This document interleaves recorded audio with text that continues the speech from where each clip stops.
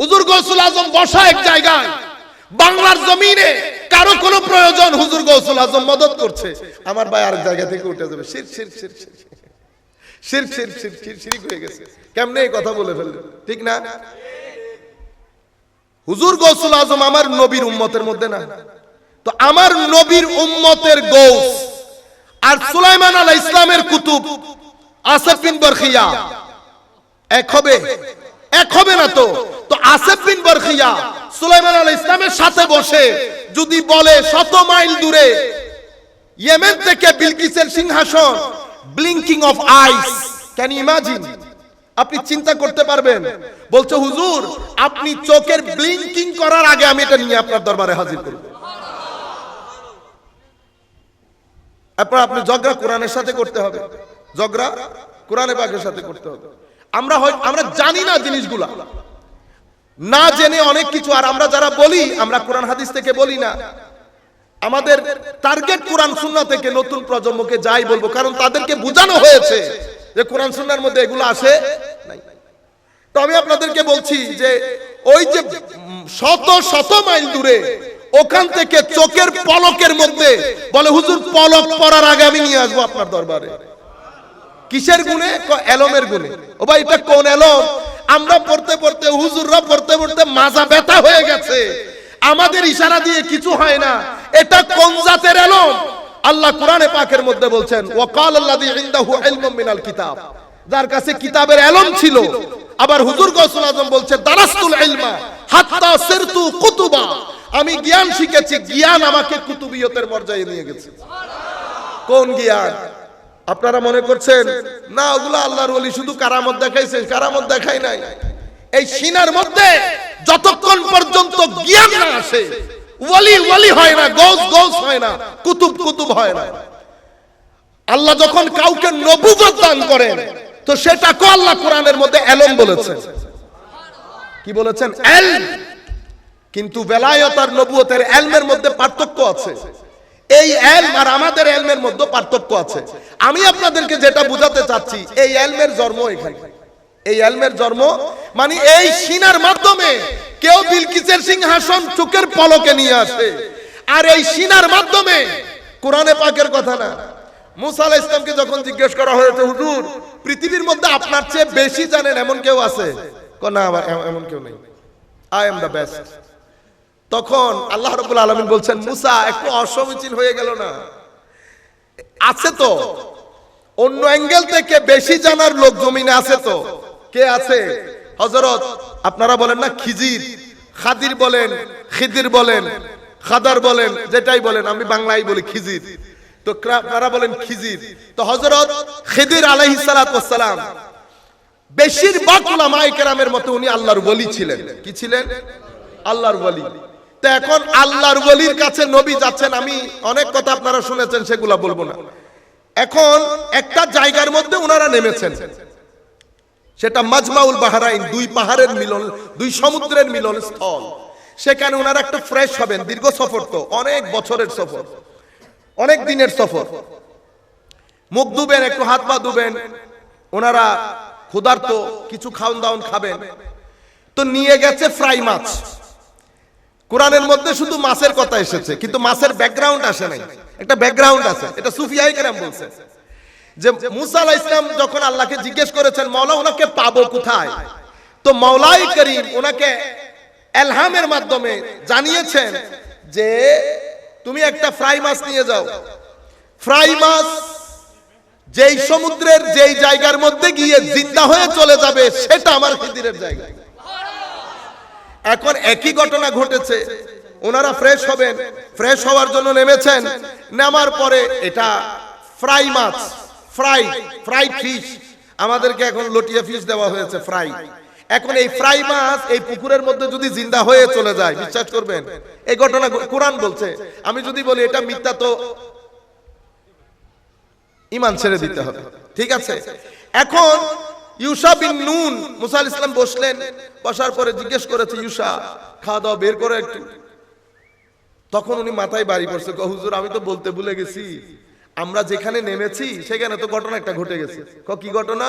কই যে মাছ নিয়ে এসেছিলাম ফ্রাই, ওইটা তো হুজুর জীবিত হয়ে সাঁতার কেটে সমুদ্রের দিকে চলে গেছে। তখন মুসা আলাইহিস সালাম বলছে জালিকা মা কুন্না নাবগি, আমরা ওইটার তালাশে বের হয়েছি।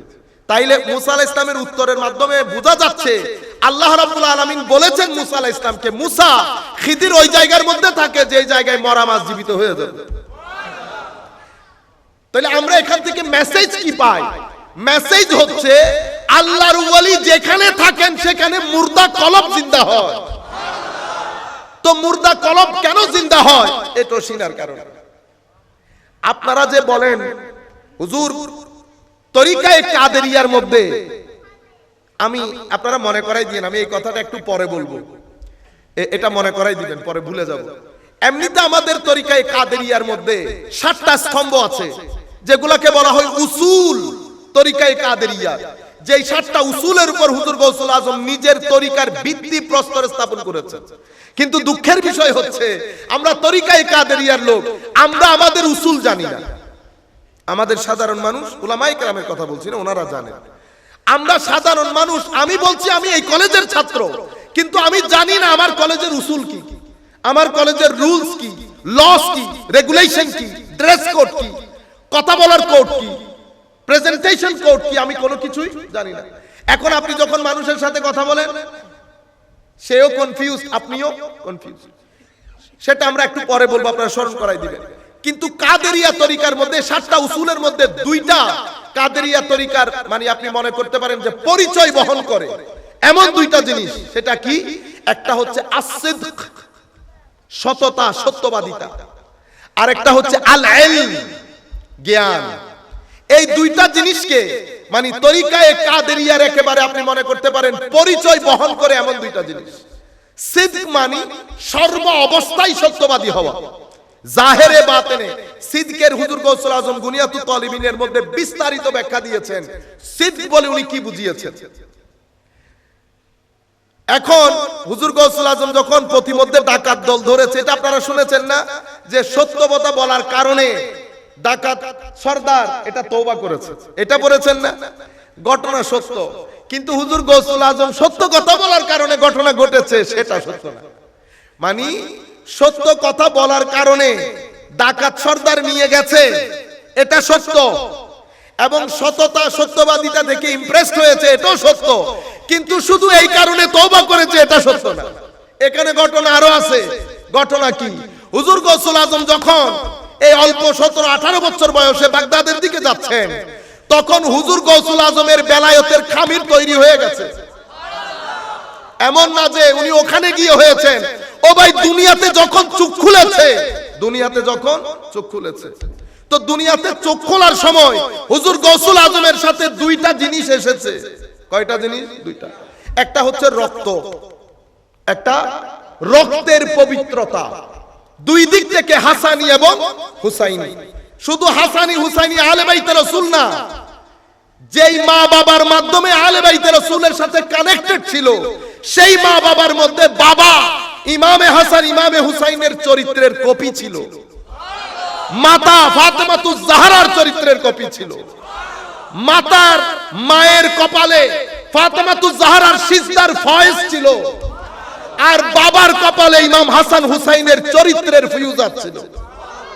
শুধু আহলে বাইতে রাসূল আহলে বাইতে রাসূল আহলে বাইতে রাসূল ছিল তা না, যাদের মাধ্যমে কানেক্টেড ছিলেন তারা লায়েক ছিল, লায়েক বললে ভুল হবে, এক্সিলেন্ট ছিল। তো হুজুর গৌসুল আজমের রক্তের পবিত্রতা ছিল, এর এটা হচ্ছে নাসব নামা। একটা হচ্ছে নাসবের রূপ, দবদবা, জালাল, জামাল। এরপরে তারবিয়তের, যেই জায়গাতে খামির আমি করছি, যেই জায়গাতে দোকান 2 ধরনের হয় না, একটা আপনাদের রাস্তার পাশে রুটি বানানোর দোকান, খামির যখন করতেছে গাড়িও চলতেছে, মশাও আসতেছে, মানুষ শ্বাসও ছাড়তেছে, সবকিছু আছে না, এখানেও খামির তৈরি হয়। খামির তৈরি রুটি যতই সুস্বাদু হোক, এটা আপনার শরীরের জন্য মঙ্গলজনক না। যিনি করেন উনি গুনাহগার হবেন, যিনি করেন উনি গুনাহগার হবেন। কেন? কারণ উনি মানুষকে ক্ষতির মুখে ফেলে দিচ্ছেন, মানুষকে ক্ষতির মুখে ফেলে দিচ্ছেন। এই ধরনের লোক আপনারা যদি আপনাদের মধ্যে এগুলো থেকে থাকে, আপনারা এগুলো বন্ধ করে দেন। এগুলো আমাদের সচেতনতা দরকার, সেই কারণে আপনারা পারিবারিকভাবে শান্তি পান না। কিছু কাজ আমরা এমন করি যেটার মাধ্যমে জাতির ক্ষতির কারণ হয়, যারা এই ধরনের কাজ করে মোস্টলি পরিবারের মধ্যে অশান্তি থাকে, অস্থিরতা থাকে। সুতরাং আমার মধ্যে যখন অশান্তি অস্থিরতা আসবে, আমি আমার পুরা সপ্তাহ মনিটর করব আমার মাধ্যমে খালকে খোদা আল্লাহর সৃষ্টির কোনো কষ্ট হয়েছে কিনা। রয়ে গেল আমার গুনাহ, তো আমি কি ফেরেশতা? আমি গুনাহ করতে এসেছি এখানে, গুনাহ করব রাতে আল্লাহর দরবারে, আল্লাহর সিজদার কদম, আল্লাহর কুদরতের কদম ধরে পড়ে থাকবো, আল্লাহরে ক্ষমা করে, ক্ষমা করে। গুনাহ করছি, মানুষ করে ফেলছে।